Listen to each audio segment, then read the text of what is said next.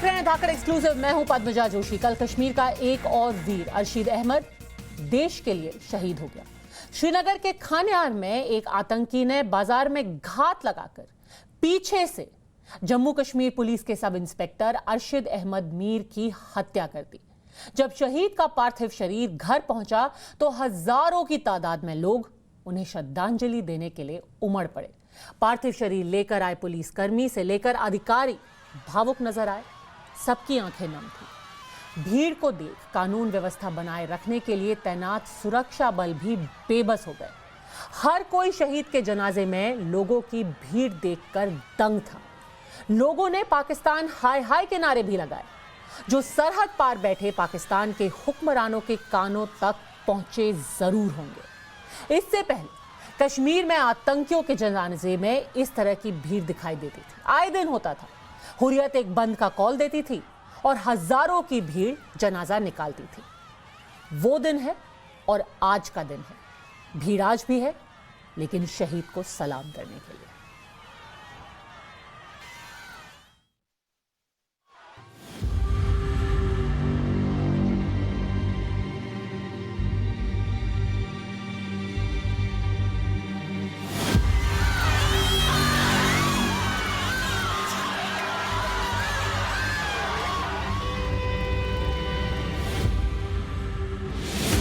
हजारों लोग, हर तरफ रोने बिलखने की चीख पुकार।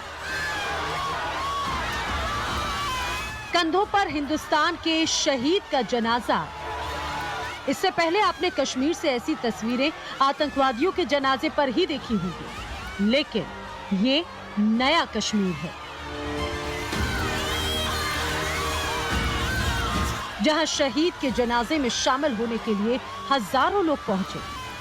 श्रीनगर में रविवार को एक आतंकी ने पुलिसकर्मी को बीच बाजार गोली मार दी। इस आतंकी घटना में पुलिसकर्मी अर्शीद अहमद मीर शहीद हो गए।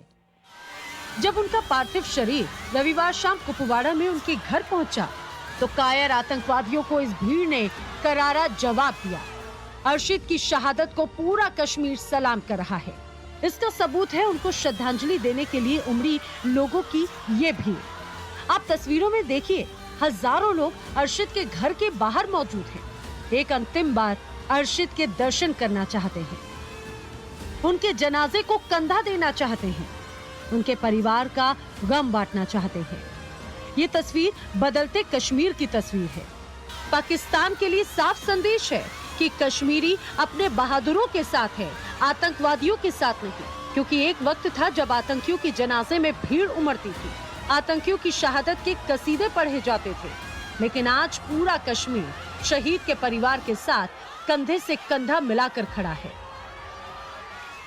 कश्मीर में हालात के साथ साथ वादी की फिजा और लोगों की सोच में भी बदलाव आया है। हजारों की तादाद में शहीद सब इंस्पेक्टर अर्शीद अहमद मीर के जनाजे में शिरकत कर लोगों ने एक पैगाम दे दिया है कि उन्हें पाकिस्तान स्पॉन्सर्ड टेररिज्म मंजूर नहीं। उन्हें एहसास हो गया है कि पाकिस्तान उन्हें मोहरे की तरह अपने मफाद के लिए इस्तेमाल कर रहा है। 3 दशक में आज तक उनकी झोली में सिर्फ पाकिस्तान ने दुख और गम भरे हुए हैं। उन्हें यह भी एहसास हो गया कि अगर उनका कोई वेलविशर है तो वर्दी में खड़ा जवान जो हर समय उनके लिए सीने पर गोली खाने को तैयार रहता है। कश्मीर का जवाब है उन कायर आतंकवादियों के लिए जो पीठ पर वार करते हैं, जो आज भी कश्मीर में आबादी नहीं गोली बारूद देखना चाहते हैं। ये लोगों का इसके जनाजे में सारा शामिल होने एक ही पैगाम देता है कि कश्मीर के लोग जो हैं अब इस मिलिटेंसी से, इस गन कल्चर से फेड अप हैं और वो इसके खिलाफ खड़े हो गए हैं। आप देखिए कि जो सिक्योरिटी फोर्सेस को जितनी अभी कामयाबी मिली है वो कैसे मिली है। उनकी इन्फॉर्मेशन दे रहे हैं ये लोग। जैसे ही कोई मिलिटेंट कहीं छुपता है उसकी इन्फॉर्मेशन देते हैं और वो इमीडिएटली जो है उसके खिलाफ जो सिक्योरिटी फोर्सेस काम करते हैं। दूसरा, जब से आर्टिकल 370-35 से अबॉर्गेट हुआ है तब से कश्मीरियों को ये दिख गया है कि उनको आज तक ये जो कश्मीरी सेपरेटिस्ट लीडर्स हैं जो बार बार कोई आज़ादी का स्लोगन करता था, कोई कहता था जी हमें ये सेल्फ रूल है, कोई हमें कुछ और चाहिए, ये सारे के सारे सिर्फ उनको जो है गुमराह कर रहे थे। अर्शीद अहमद मीर पर हमले की घटना सीसीटीवी कैमरे में कैद हो गई। इन तस्वीरों में आप देख सकते हैं कि अर्शिद जब एक अस्पताल से बाहर निकलते हैं तो घात लगाए बैठे एक आतंकी पीछे से आता है और उन पर हमला कर देता है। ये कायर आतंकी अर्शिद पर पीछे से 3 गोलियां चलाता है और फिर वहां से भाग जाता है। 3 गोली लगने के बाद अर्शिद जमीन पर गिर जाते हैं और अस्पताल ले जाते समय दम तोड़ देते हैं। जम्मू कश्मीर पुलिस के सब इंस्पेक्टर अर्शिद मीर पर मिलिटेंट्स ने अंधाधुंध गोलियां चलाई।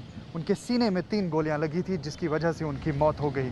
अर्शिद मीर खानियार पुलिस स्टेशन में पिछले 6 महीने से काम कर रहे थे। 2019 में उन्होंने जम्मू कश्मीर पुलिस ज्वाइन किया था। ये वो स्पॉट है जहां पर मिलिटेंट्स ने उन पर गोलियां चलाई। इस जगह पर अर्शिद मीर यूं ही पहुंचे, 2 मिलिटेंट्स ने आकर पीछे से उन पर अंधाधुंध गोलियां चलाई। हालांकि अर्शिद मीर यहां गोसिया अस्पताल में एक मुलजिम का हालचाल देखने के लिए गए थे। वापस आते हुए ही उन पर जो है अंधाधुंध गोलियां चलाई।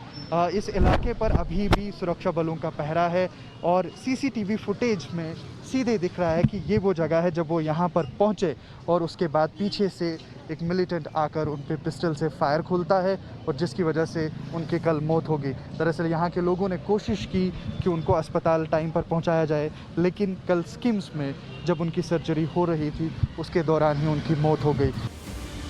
अर्शिद की मौत से पूरे कश्मीर में मातम है। हर कश्मीरी की आंखें अपने वीर सपूत के लिए नम है और उनके जनाजे का ये वीडियो बदलते कश्मीर की गवाही चीख चीख कर दे रहा है। ब्यूरो रिपोर्ट, टाइम्स नाउ, नव भारत।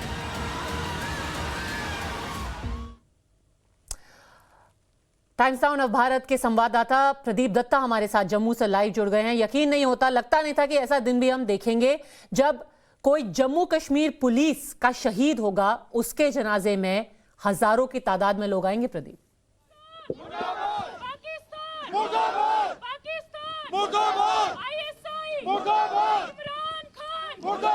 देखिए पद्मजा, इस समय आप देख सकते हैं कि किस तरीके से लोग पाकिस्तान के खिलाफ नारे लगा रहे हैं, एक श्रद्धांजलि दे रहे हैं अर्शिद मीर को। इन्होंने एक कैंडल लाइट मार्च आज जम्मू में निकाला और ये लगातार ये सवाल पूछे हैं इमरान खान से कि अक्सर इमरान खान ह्यूमन राइट्स के लेक्चर देता है, तो ये सवाल पूछे क्या ये ह्यूमन राइट्स वायलेशन नहीं है? एक निहत्था पुलिस ऑफिसर अर्शिद मीर जो कि अस्पताल गया हुआ था जब वो ड्यूटी पे लौट रहा था और किस तरीके से उसे हत्या कर दी गई पाकिस्तान के आतंकवादियों द्वारा। लेकिन एक अच्छी बात ये देखने को मिली है कि पहली बार कश्मीर में एक ऐसा दृश्य मिला है जिसमें हजारों की तादाद में लोग उसके गांव में उमड़ पड़े और उसको श्रद्धांजलि देने को तैयार थे। अक्सर ऐसा दृश्य हमें तब देखने को मिला था जब लोग जनाजे पे टेररिस्ट के आया करते थे, लेकिन अब पूरा बदलाव आ चुका है। आप देखिए किस किस्म के इन्होंने हाथ में वो प्लेकार्ड उठाए, पाकिस्तान मुर्दाबाद, आईएसआई मुर्दाबाद, क्योंकि इन सब दहशतगर्दी के पीछे पाकिस्तान की वर्दी है। लेकिन इनसे बात करते हैं, ये आज आप क्या पैगाम देना चाहते हैं यहाँ से, क्योंकि मैंने देखा श्रद्धांजलि के लिए आपने कैंडल लाइट मार्च रखा है, और आप क्या कहना चाहेंगे आज? देखिए, हम यही कहना चाहते हैं कि जो पाकिस्तान है अभी भी जो अपनी हरकतों से बाज नहीं आ रहा, बल्कि वो अपनी इस दहशतगर्दी फैला के ये साबित करना चाहता है कि हमारे यहाँ पर भी जो अभी भी अशांति है। लेकिन हम उसे ये बता दें पाकिस्तान को कि अब जो है श्रीनगर का माहौल, जम्मू कश्मीर का माहौल जो है वो बिल्कुल ही बदल चुका है। यहाँ पर बिल्कुल शांति है। अभी भी जो है हमारे यहाँ पर कश्मीरियत, जमहूरियत और इंसानियत में लोग जो है विश्वास रखते हैं। पाकिस्तान अपनी नाकाम हरकतों से जो है वो बाज नहीं आ रहा। अगर उसमें इतना दम है तो उसके टेररिस्ट को बोलिए कि आगे से अटैक कीजिए। कल जैसे कि उन्होंने पीछे से अहमद मीर जो हमारे एसआई थे उनको पीछे से अटैक करके ये साबित कर दिया कि पाकिस्तान और उसकी जो आईएसआई जो है और जितने भी टेररिस्ट हैं वो कायर हैं जो कि पीछे से जो है वो वार करते हैं। एक बुज़दिलाना हरकत, ये उस समय अस्पताल से आ रहे थे जब अर्शिद मीर को गोली मार दी गई थी। हमारे साथ और भी कुछ लोग हैं, उनसे जरा बात करते हैं। आज के दिन आप क्या कहना चाहेंगे, क्या कहना चाहेंगे आप? देखिए सर, ये जो काराना इन्होंने मर्डर किया है हमारे पुलिस कॉप का, ये फ्रॉम बाजवा, ये जब देखेंगे तो जनरल जियाल हुक से लेके बाजवा तक जो इनकी आईएसआई की पॉलिसी है, ब्रीड इंडिया 2000 कट, ये उसी का एक्सटेंशन है। और ये जो गेम खेल रहे हैं, if they know the game we know the game better than them. ये इंडियन आर्म्ड फोर्सेज और जो सेंट्रल गवर्नमेंट उनको पूरी तरह से आइसोलेट कर चुके हैं वर्ल्ड में। देखो लोगों को पता चल गया है कि हमारे सिपाही जो हैं वही असली वेल विशर हैं, क्योंकि यही लोग हैं जो अपने सीने पे गोली लेके लोगों को बचाना चाहते हैं। कुछ और कहना चाहते थे आप? जी, मैं यही कहना चाहता हूँ कि ये जो गेम खेल रहे हैं, जो डिप्लोमेटिकली, टेक्नोलॉजिकली और इकोनॉमिकली हमारे देश के अंदर कोई मुकाबला नहीं है, तो इन्होंने प्रॉक्सी वार शुरू किया हुआ है। मैंने जैसे आपको बताया कि ज़ियाउल हक से लेके बाजवा तक ये जो आईएसए की पॉलिसी है, ब्लीड इन टू थाउजेंड कट, ये उसी का एक्सटेंशन है। देखिए आप किस तरीके से लोगों की आंखों में आक्रोश है, गुस्सा है। हाथ में उन्होंने अरशद मीर का पोस्टर रखा हुआ है, जब तक सूरज चांद रहेगा तब तक अरशद मीर तुम्हारा नाम रहेगा। और देखिए हाथ में कैंडल है, एक तरफ ये श्रद्धांजलि अर्पित कर रहे हैं और दूसरी तरफ पाकिस्तान के खिलाफ नारे लगा रहे हैं। काफी गुस्सा है, लेकिन हाँ एक सिग्निफिकेंट चीज देखने को जो मिली है, देखिए किस तरीके से ये प्लेकार्ड भी जला रहे हैं, पाकिस्तान मुर्दाबाद, जिसमें बिल्कुल प्रदीप, उनका गुस्सा जायज भी है। सालों से पाकिस्तान ये कोशिश करता रहा है कि भारतीय फौज के ऊपर, सीआरपीएफ के ऊपर, जम्मू कश्मीर पुलिस के ऊपर इस तरीके से कायराना हमला कराए, कोशिश करे कि उनका मनोबल टूट जाए। पर ये लोग, ये आंदोलन और मजबूत ही हुआ है और इरादे भी और मजबूत हुए हैं लोगों के। हमारे साथ बने रहिए प्रदीप। डीजीपी जो रहे हैं फॉर्मर जम्मू कश्मीर पुलिस के, मिस्टर एसपी वैद हमारे साथ लाइव इस वक्त जुड़ गए हैं। खास तौर पर एसपी वैद साहब, क्यों जम्मू कश्मीर पुलिस को निशाना बनाया जाता है? पहले आतंकवादी जो संगठन थे वो कहते थे कि सीआरपीएफ, भारतीय फौज एक ऑक्यूपेशन फोर्स है, इसलिए हम कश्मीर की तरफ से उन पर इस तरीके से हमला कर रहे हैं। जम्मू कश्मीर पुलिस के ऊपर हमला क्यों? वो तो कहने को उनके अपने हैं। जी पद्मजा, जम्मू कश्मीर पुलिस एक्चुअली ये जो बाहर आका टेररिस्ट के बैठे हैं वो जानते हैं कि ये एक बैकबोन है एंटी टेरर ऑपरेशंस की और उसको डिमोरलाइज करना चाहते हैं ऐसे अटैक करके। लेकिन मैं बता देना चाहता हूं, पिछले 30 सालों में जम्मू कश्मीर पुलिस एक लोहे की तरह मुकाबला कर रही है और आगे भी करती रहेगी।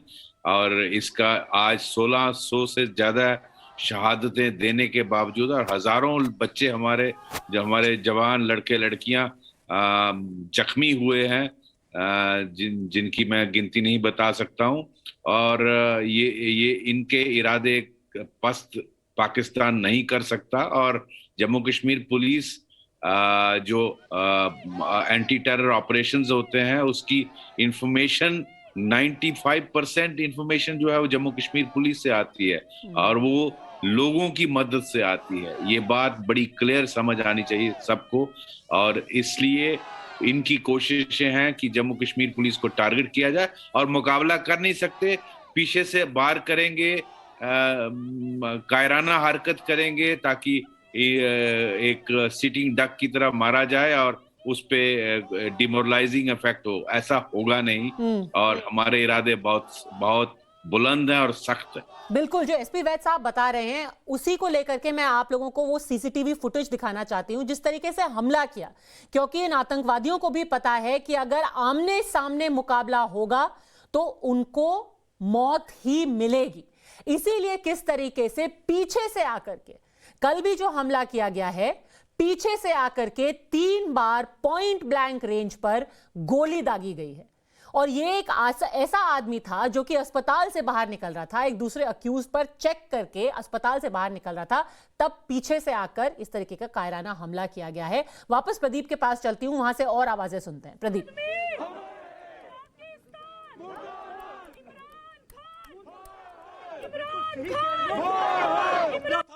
पुलिस ऑफिसर पे जो कि उस समय ड्यूटी पे था, और वो अक्सर ये सवाल यही वजह है कि यहाँ पे काफी आक्रोश है।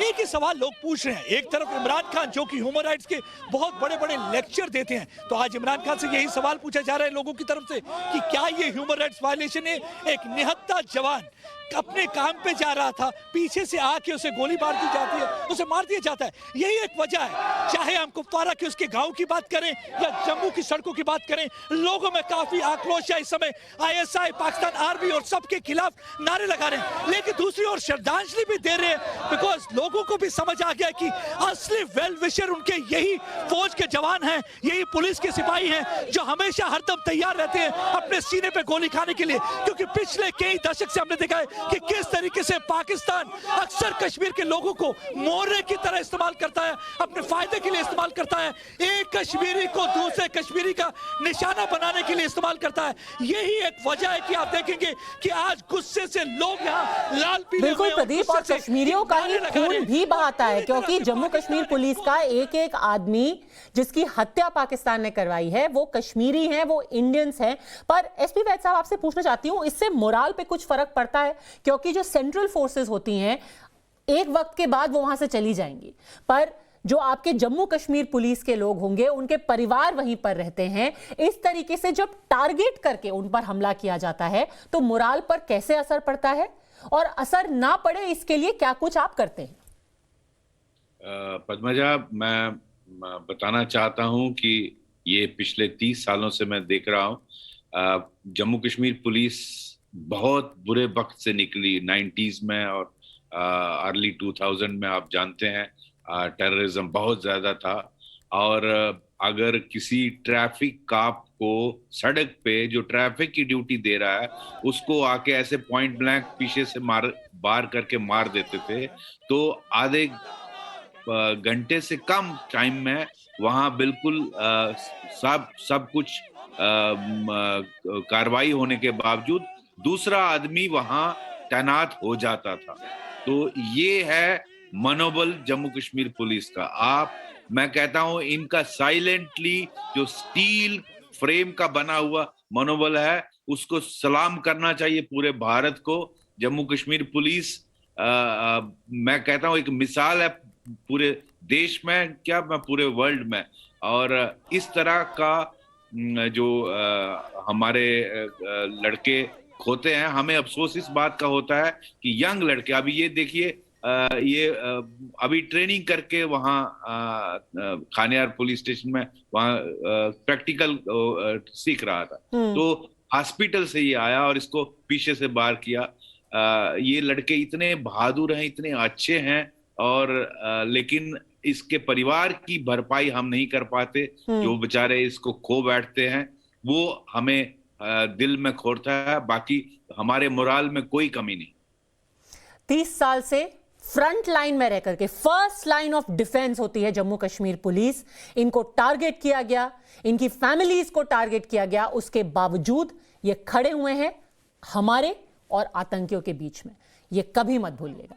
एसपी वैद साहब, अपना एक्सपीरियंस हमारे साथ शेयर करने के लिए, प्रदीप दत्ता, वहां की आवाजें हम तक पहुंचाने के लिए आपका बहुत बहुत धन्यवाद। एक बार सुन लेते हैं बीजेपी के नेता रविंदर रैना ने कैसे आतंकियों के इस नापाक हमले को प्रदेश के ऊपर हमला बताया है।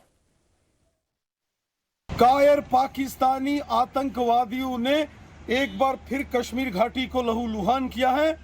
जम्मू कश्मीर पुलिस के जांबाज अधिकारी सब इंस्पेक्टर अरशद अहमद मीर साहब, जो कि एक बहुत यंग और तेज तरार नौजवान थे, पीठ के पीछे वार करके उनको शहीद कर दिया गया। अरशद अहमद मीर साहब जो कि एक बहुत यंग डायनामिक कश्मीरी ऑफिसर थे और जम्मू कश्मीर पुलिस में अपनी सेवाएं दे रहे थे। देशभक्ति के जज्बे को उन्होंने हमेशा कश्मीर घाटी में बुलंद रखा।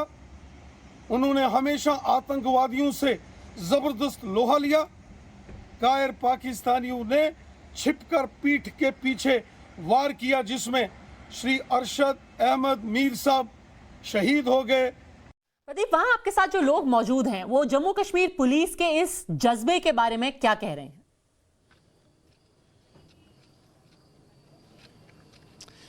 क्या कहना चाहेंगे आप जम्मू कश्मीर की इस पुलिस के जो जज्बा है? लगातार पिछले 3 दशक से हमने देखा कि ये लोग कुर्बानियां देते आ रहे हैं, अपने सीने पे गोलियां लेते आ रहे हैं ताकि वहां पे शांति और अमन मान रहे। क्या कहना चाहेंगे? जी बिल्कुल, आप ठीक बोलते हैं कि जो हमारे यहाँ के जो पुलिस कर्मचारी हैं, चाहे वो सीआरपीएफ है, आर्मी जवान है, या तो फिर कोई भी और भी जो हमारे सुरक्षा कर्मचारी हैं, हम उनको जो है अपने तहे दिल से जो है हम सलूट करते हैं, क्योंकि वो अपनी जान पर जो है, अपनी सीने पर जो है गोलियां खा कर और हमें जो है शांति से रहने के लिए जो है यहाँ पर ऐसा माहौल बना रहे हैं और पाकिस्तान जो है जो अपनी हरकतों से जो है वो बाज नहीं आ रहा। लेकिन हम उसको ये बता देना चाहते हैं कि जो पहले का जो एक जो डर उन्होंने हमारे सीने पे बिठा के रखा था, अब कश्मीर जो है, जम्मू कश्मीर अब बदल चुका है, अब यहाँ पर शांति और अमन है। देखिए इंपॉर्टेंट पद्मजा बात यह कि एक तो फिजा बदली है, उसके साथ साथ लोगों की सोच भी बदली, और सोच हमने देखी किस तरीके से हजारों की तादाद में कुफवारा के उस गांव में जो कि एक इन्फिल्ट्रेशन रूट माना जाता है, लोग वहां एकत्रित हुए और जनाजे में शामिल हुए। पहले हमने यही देखा था कि कैसे टेररिस्ट के जनाजे में लोग आया करते थे, लेकिन वो दिन चले गए हैं। मेरे ख्याल से यही एक बात है कि कुछ लोगों को हजम नहीं हो रही है। मेरे एक पैगाम एक तो पाकिस्तान को इन्होंने दिया है, किस तरीके से जोश से इन्होंने पैगाम दिया, और दूसरा पैगाम उन नेताओं को भी दिया है जो आज भी पाकिस्तान और उनके आतंकवादियों का नाम लेने से कतराते हैं, चाहे महबूबा मुफ्ती हो। ये टोकनिज्म, ये सिंबोलिज्म, ये घड़ियाली आंसू नहीं चलेंगे। उनको आवाज उठानी होगी। अगर वो अपने आप को लोगों का रहनुमा कहते हैं, लोगों का रिप्रेजेंटेटिव कहते हैं, तो लोगों के लिए बोलना होगा। क्या आपको लगता नहीं है कि नेताओं को बोलना पड़ेगा? भारत माता की जय, भारत माता की जय। क्या कहना चाहेंगे? हाँ, ऐसा कि पाकिस्तान को हम बताना चाहते हैं कि जियो और जीनो दे की पॉलिसी पर कि हमारी एक्सटर्नल पॉलिसी ये है कि कभी किसी के साथ कोई दुश्मनी नहीं करना। तो पाकिस्तान से भी हमारी ये बेनती है कि खुदा के लिए ऐसा मत करो। आप हमारे दोस्त थे 47 से पहले, और आज भी ऐसा करो, हमारे साथ प्यार मोहब्बत से आगे बढ़ो। ये जो खून खराबा कर रहे हैं हमारे देश के अंदर, हर बार इतना कश्मीर के अंदर, इससे कोई फायदा नहीं होगा। जियो और जीने दो, और अगर आप इस बात को नहीं समझेंगे तो मुंह तोड़ जवाब दे दिया जाएगा। यही हमारी फौज सरहद पे करती आई है, यही हमारे पुलिस के जवान करते हैं। और आज देखिए किस तरीके से अरशद मीर को श्रद्धांजलि दी जा रही है। हर एक की आंखें नम है, आंखों में आंसू है, सीने में गुस्सा लिए, आक्रोश लिए इस समय ये जम्मू की सड़कों पर प्रोटेस्ट कर रहे हैं, प्रदर्शन कर रहे हैं। ये अरशद मीर, ये वो जवान जिसने अभी मेरे ख्याल से 6 महीने भी नहीं हुए थे, वो भी ट्रेनिंग चल रही थी, अस्पताल में एक कैदी को देखने गए थे, वहां से जब वो आ रहे थे पीठ के पीछे वार किया। क्या ये इस्लाम सिखाता है? क्या यही जिहाद है? क्या ये ह्यूमन राइट्स वायलेशन नहीं है? इमरान खान, आप बड़े बड़े भाषण देते हैं, कितनी बातें, आप भी कुछ कहना चाहेंगे? देखिए हर शख्स को कुछ कहना है। सर, हमारा कश्मीर में लड़कियों का चक्कर हुआ था हमारी। देखिए ये भी बात है, ऐसा है कि कितना गुस्सा है, कितना आक्रोश है लोगों में। और अरशद मीर की तस्वीर, कहना चाहते हैं, लोगों के हाथ में मोमबत्ती और भारत का तिरंगा, ये तस्वीर ही बहुत कुछ कह देती है। प्रदीप, बहुत बहुत शुक्रिया हमसे जुड़ने के लिए। आज की दूसरी बड़ी खबर, जैसे ही चुनाव करीब आते हैं नेता हैरान कर देते हैं। इस कड़ी में आज जो नाम जुड़ा वो है आम आदमी पार्टी के नेता मनीष सिसोदिया और संजय सिंह का। मनीष सिसोदिया दिल्ली के उप मुख्यमंत्री हैं, शिक्षा मंत्री भी हैं। आज वो राम रंग में रंगे हुए पूरी तरह से नजर आए। मनीष सिसोदिया आज अयोध्या में है।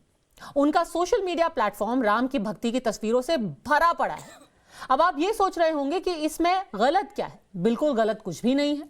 अयोध्या जाने में भी किसी की कोई गलती नहीं है। सभी को अपनी आस्था के मुताबिक पूरा अधिकार है कि वो जिसकी पूजा अर्चना करना चाहें करें। लेकिन अगर कोई ये कहे कि राम की जन्मभूमि अयोध्या में राम मंदिर की आवश्यकता ही नहीं है, वहां यूनिवर्सिटी या अस्पताल बनना चाहिए, और कुछ ही महीनों बाद जब चुनाव की दस्तक हो तो उसी राम मंदिर में माथा टेकने चले जाएं, तो कुछ सवाल तो पूछे जाएंगे।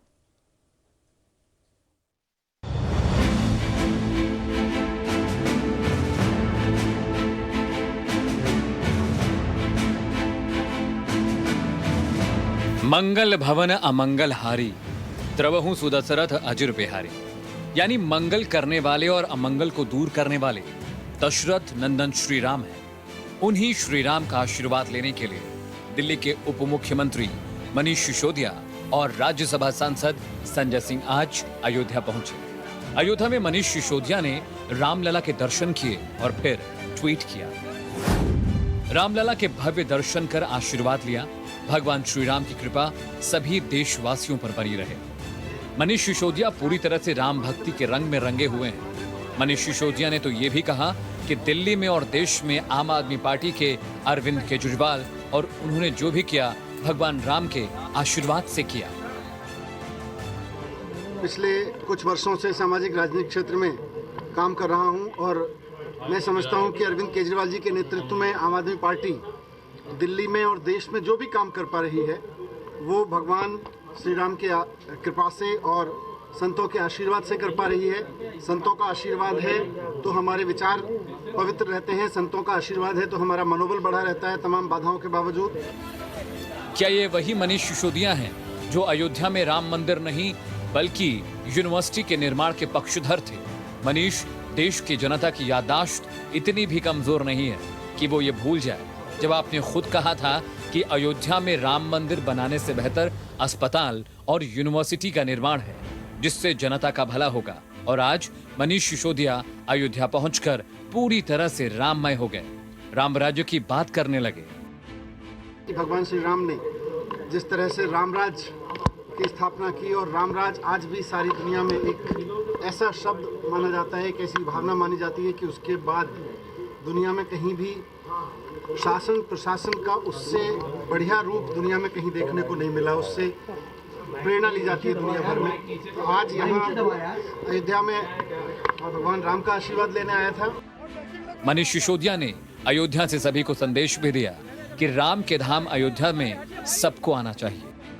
एक सबसे बड़ा सवाल है, चाहे बहुजन समाज पार्टी हो, चाहे AIM हो, चाहे आप हो, कभी इस बात को लेकर चर्चा नहीं की, अयोध्या को लेकर, राम मंदिर को लेकर नहीं चर्चा की। आज जब मंदिर बन रहा है तो आप खुद भी यहाँ पे आए हैं, अन्य पार्टियां भी अब अयोध्या आ रही हैं, रामलला के दर्शन कर रहे हैं। सबको आना चाहिए, भगवान राम तो सबके हैं, सबके दिल में।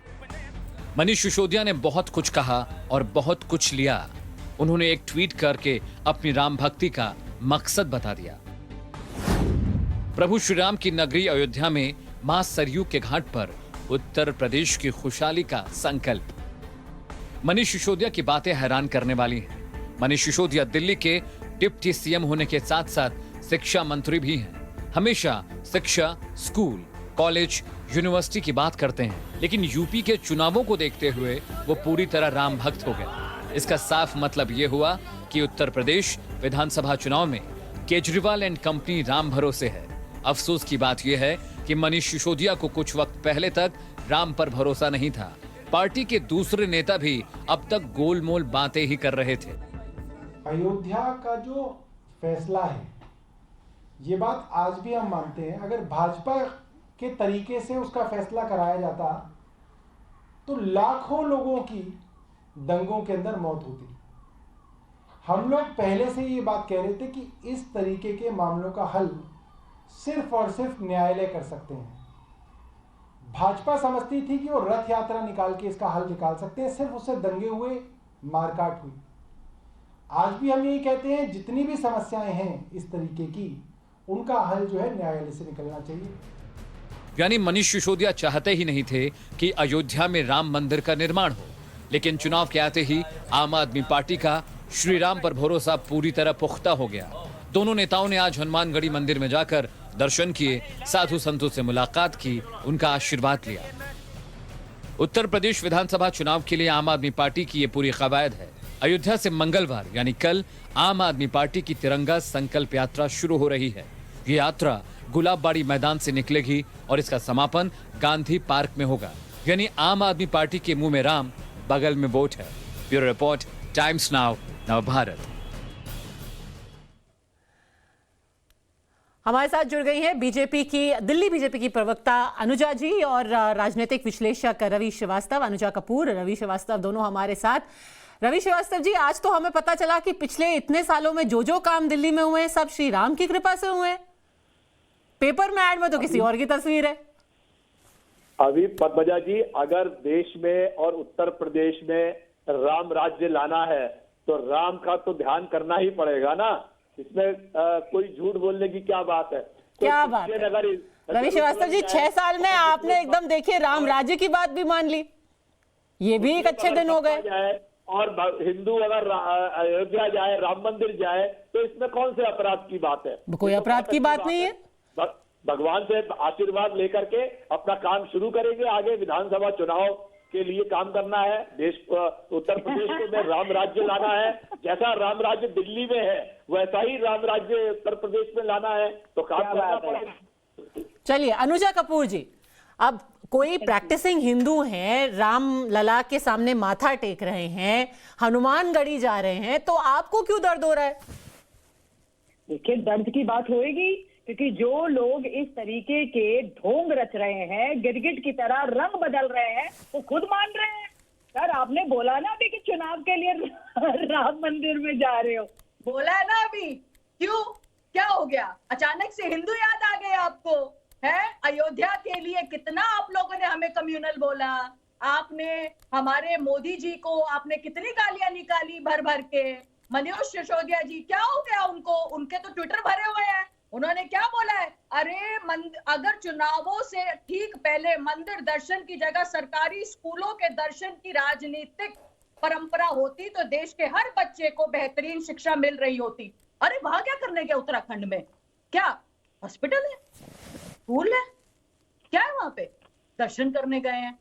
देखिए आप लोग हम लोग को बेवकूफ नहीं बना सकते, और हम लोग बेवकूफ नहीं है, यही बताने के लिए आज का ये शो भी रखा गया है, ये बताने के लिए कि आम आदमी पार्टी लोगों को बेवकूफ बना रहा है। हर जगह पर जहां पर भी जैसे ही चुनावी दर्शन का काम आ जाता है तो सत्ताएं पलट जाती हैं, सब कुछ पलट जाता है, और अचानक से इनका एक गिरगिट वाला कैमोफ्लेज चेहरा सामने आ जाता है और ये राम भक्त बन जाते हैं। जी चलिए, रवि श्रीवास्तव जी इसका जवाब देना चाहेंगे, पर उससे पहले मेरे को जल्दी से इस वक्त की 10 टॉप खबरें लेनी है। रवि श्रीवास्तव जी आपके पास 1 मिनट में आती हूँ। श्रीवास्तव जी कुछ एक साल पहले जब लोगों से पूछा जाता था कि अयोध्या में क्या होना चाहिए, कुछ कहते थे अस्पताल बना दो, कुछ कहते थे एक सर्वधर्म सभा कर दो वहां पे। मनीष सिसोदिया जी ने कहा था यूनिवर्सिटी बना दो, तो वहां तो यूनिवर्सिटी नहीं है। आप क्यों जा रहे हैं उसी रामलला के दर्शन करने के लिए, उसी राम जन्मभूमि में? देखिए मनीष सिसोदिया ने यह कहा था कि अगर हिंदू और मुस्लिम दोनों चाहते हैं तो वहां पर यूनिवर्सिटी बने, और भी नेताओं ने कहा था वहां पे अस्पताल बने, और भी नेताओं ने कहा था वहां पे और इंफ्रास्ट्रक्चर बने। ये सारी बातें आप 2018 की कर रही हैं। नहीं, और 2018 में उन्होंने इसी बयान में यह भी कहा था कि राम राज्य राम मंदिर बनाने से नहीं आता, यूनिवर्सिटी बनाने से आता है। तो अब तो मंदिर बन रहा है ना, आप यूनिवर्सिटी जाइए, दिल्ली में है इतनी बड़ी यूनिवर्सिटी। देखिए देश का विकास जो है वो अस्पतालों और यूनिवर्सिटी से होगा, राम मंदिर से नहीं होगा। ये बात अनुजा कपूर अच्छी तरह से अपने ध्यान में बिठा लें।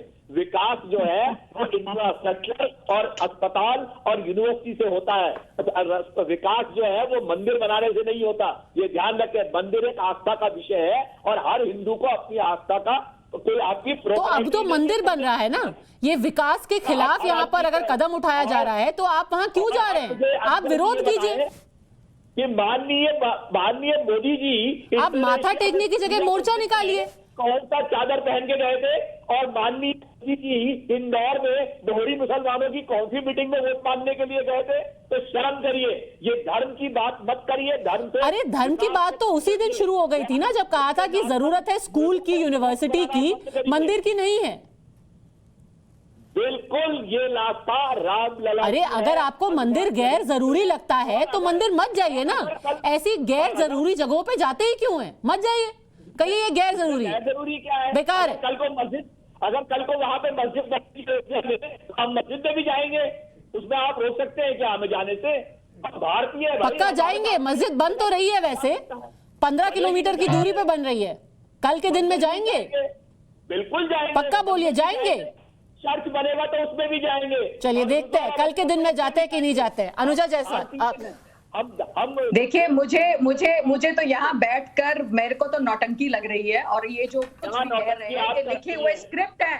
सर मैं आपसे बात नहीं कर रही हूँ, पहले मुझे बोलने दीजिए। स्क्रिप्ट है ये नहीं आप भी जरा धैर्य रखिए सर, यही आपकी पार्टी में प्रॉब्लम है। और सबसे बड़ी बात, पहले तो मैं आपको मुबारकबाद दे दूं सर, पहले तो मैं आपको मुबारकबाद दे दूं, आप भाजपा के कार्यकर्ता हो गए हैं अब, और अरविंद केजरीवाल जी भी अब भाजपा के कार्यकर्ता हो गए। वो मान गए अब मोदी साहब को कि मोदी साहब जो है वो सही कर रहे हैं, और हिंदुइज्म जो एक वे ऑफ लाइफ है इसका डंका मान चुके हैं। And thank you so much, आज आपने हम सबको जिता दिया। आज आप लोगों ने वहां पर जाकर हम भाजपा वालों को पहले से फतेह हासिल करवा दी। थैंक यू सो मच, और मुझे इस बात की बहुत खुशी है सर, बहुत खुशी है कि आज आपने अपने मुंह से ये बात कह दी कि राम मंदिर जो है उनके दर्शन करने से आपको विजय हासिल होगी। तो तो जो ये बात आपको पहले पता होनी चाहिए थी कि हम लोग राम मंदिर विजय हासिल करने के लिए नहीं चाहते, वोट बैंक बनाने के लिए नहीं चाहते। हम वहां पर जाते हैं क्योंकि हम ये जानते हैं कि हिंदू का मतलब क्या होता है और हमारे अंदर हिंदू बसता है। और हिंदू जो है वो मुसलमान, ये आपका सिख ईसाई की बातें इस तरीके की बटाम तोड़ करके बातें नहीं करता, सड़क छाप बातें नहीं करता, ऐन मौके पे आके नहीं बदलता। हम लोग वो लोग हैं जो बाहर से भी हिंदू है और अंदर से भी हिंदू है। अयोध्या हमारी जन्मभूमि थी, है और रहेगी। और आप लोग सिर्फ और सिर्फ भगवा के कपड़े धारण करना चाहते हैं। भगवा के कपड़े पहन के ही आप लोग सारे क्यों नहीं बताया? चलिए, ये रवि जी दोनों चीजें साथ में भी हो सकती हैं। यूनिवर्सिटी भी बिल्कुल होनी चाहिए, मंदिर भी बिल्कुल बनना चाहिए। अब तो ये बात मानते हैं? बिल्कुल, मगर मेरा कहना यह है कि मंदिर एक आस्था का विषय है, मस्जिद एक आस्था का विषय है, गुरुद्वारा एक आस्था का विषय है। उसका विकास से कुछ लेना देना नहीं है। विकास करिए, मंदिर में तो हम सब जाएंगे। चलिए, आस्था चलिए, अब तो मानते हैं। आज तो हनुमानगढ़ी भी गए, वहां पर हनुमान चालीसा का पाठ भी किया। अभी तो उन्होंने श्री कृष्ण जन्माष्टमी पर बहुत ही एक भव्य सम्मेलन भी किया था। तो चलिए, सुबह का भूला अगर शाम को घर आए तो उसको भूला नहीं कहलाते। रवि श्रीवास्तव, उसमें क्या आपत्ति है? किसी को कोई आपत्ति नहीं है, किसी को कोई आपत्ति नहीं है। प्रोप्राइटरी नहीं है मैडम, हमारी किसी की भी प्रॉपर्टी नहीं है, किसी की भी प्रोप्राइटरशिप नहीं है। बात सिर्फ इतनी है कि यूनिवर्सिटी और मंदिर दोनों की जरूरत है। किसी एक चीज को गैर जरूरी कहना और कहना इसकी कोई जरूरत नहीं है, इसकी जगह ये बन जाना चाहिए, शायद वो नजरिया अब बदल चुका है। अनुजा जी, रवि जी, आप दोनों का हमारे साथ जुड़ने के लिए बहुत बहुत धन्यवाद। गुजरात के नए मुख्यमंत्री के तौर पर 2017 में पहली बार विधायक बने भूपेंद्र पटेल को आज शपथ दिलाई गई। बीजेपी ने गुजरात में मुख्यमंत्री बदल दिया, विजय रूपाणी को हटाया और भूपेंद्र पटेल को मुख्यमंत्री बनाया। इस उलटफेर में विजय रूपाणी वो 5वें मुख्यमंत्री हैं जिन्हें पिछले महज 6 महीनों में पार्टी ने पद से हटाया। पहले असम में चुनाव नतीजों के साथ ही नेतृत्व परिवर्तन हुआ। सर्बानंद सोनोवाल को मुख्यमंत्री पद से विदा किया गया और हिमंत बिस्वा शर्मा को मुख्यमंत्री बनाया गया। उत्तराखंड में 2 मुख्यमंत्री बदले गए। पहले त्रिवेंद्र सिंह रावत को हटाकर तीरथ सिंह रावत को मुख्यमंत्री की कुर्सी दी गई। तीरथ सिंह रावत की भी विदाई जल्द ही हो गई और अब मुख्यमंत्री हैं पुष्कर सिंह धामी। मुख्यमंत्री पद में बदलाव कर्नाटक में भी हुआ। बीएस येदियुरप्पा को विदा कर मुख्यमंत्री पद के लिए बसवराज बोम्मई को चुना गया और अब गुजरात में विजय रूपाणी की जगह भूपेंद्र पटेल गुजरात में विधानसभा चुनाव से कुछ ही महीने पहले बीजेपी की तरफ से मुख्यमंत्री बनाए गए हैं। अब यह सवाल उठना लाजमी है कि क्या कुछ और भी नाम हैं जो इस फहरिस्त में आने वाले महीनों में जुड़ सकते हैं। माननीय श्री भूपेंद्र भाई रजनीकांत पटेल जी।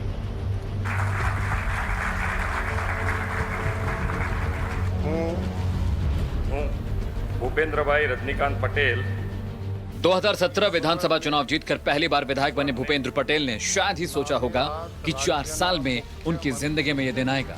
वो गुजरात के मुख्यमंत्री पद की शपथ ले रहे होंगे।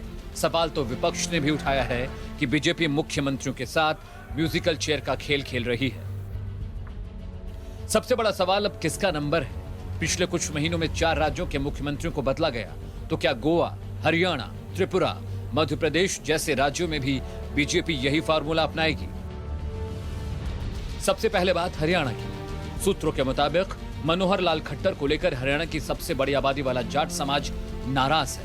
ऐसा कहा जा रहा है कि खट्टर सरकार कृषि कानूनों का विरोध कर रहे किसानों के मोर्चे पर नाकाम साबित हुई है। किसान नाराज हैं, जो बीजेपी के लिए चिंता का विषय है। बीजेपी के सामने सबसे मुश्किल ये है कि हरियाणा के नाराज किसान का असर अब उत्तर प्रदेश के सियासत पर भी पड़ रहा है और आने वाले चुनाव में उन्हें मुश्किलों का सामना करना पड़ सकता है। तो दूसरी तरफ जाटों को साधने में जिस तरह से खट्टर नाकाम रहे, ऐसे में बीजेपी आलाकमान खट्टर को लेकर 2024 के चुनाव में यानी विधानसभा चुनाव में उतरने का जोखिम नहीं उठा सकती। यही वजह है कि हो सकता है कि पहले कर्नाटक, उत्तराखंड और अब गुजरात के बाद अगला नंबर हरियाणा का हो और हरियाणा में कोई जाट मुख्यमंत्री के तौर पर सामने आए। मध्य प्रदेश में 2018 में शिवराज सिंह एक लीडर के तौर पर हार गए। सत्ता में कांग्रेस से कमलनाथ काबिज हुए। करीब 15 महीने बाद ज्योतिरादित्य सिंधिया की बीजेपी में शिवराज ने एंट्री कराई और कमलनाथ सरकार को सत्ता से बाहर कर दिया।